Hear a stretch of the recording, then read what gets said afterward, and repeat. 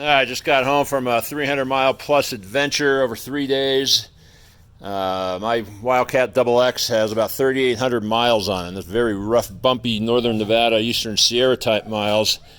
And yesterday on a short trip, without an escort vehicle or anything else, this thing died in the middle of nowhere on a very steep rocky trail. And luckily I had my trunk monkey mechanic buddy who's got 60 plus years of experience.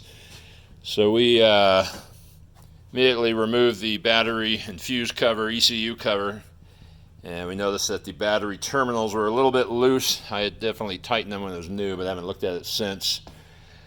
And we started going through the fuses, and there's a fuse in there called memory, 10 amp memory.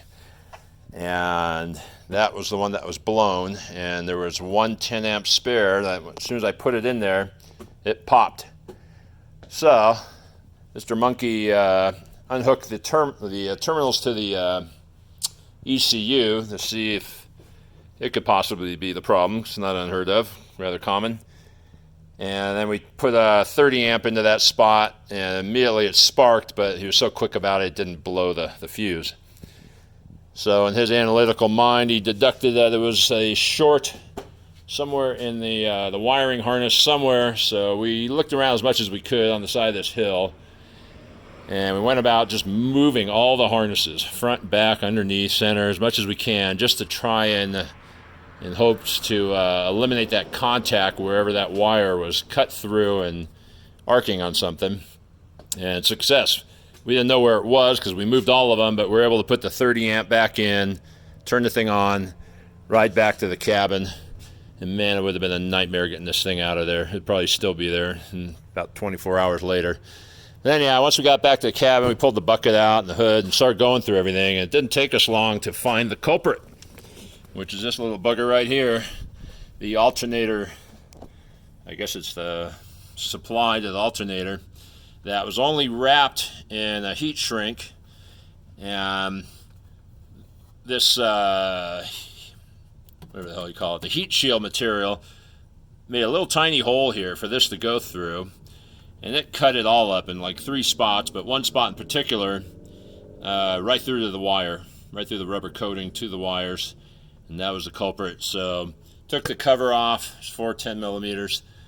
And there's a plug there, luckily. So we pulled it out this way, rewrapped it all real well with some Gorilla Tape I had on hand, and then reassembled it. And that was indeed the bugger. But I don't know what Stoner Textron has routing that particular cable there around this damn stuff. But we compared it to the heat shield on the Polaris, which is different than this foam core heat shield on theirs. They have a nice smooth metal edge, which a wire could rub on, even smoother than this floppadoodle stuff.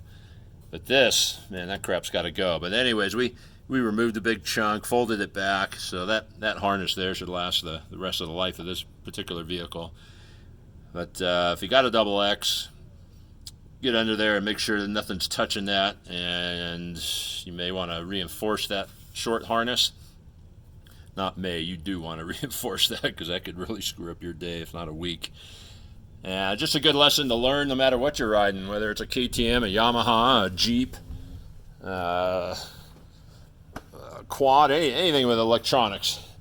And those harnesses, you're relying on a minimum wage worker, more than likely, to run those things, and they can definitely goof. So let that lesson be learned. Go take a look at yours and leave any comments or questions below. And ride safe, everyone.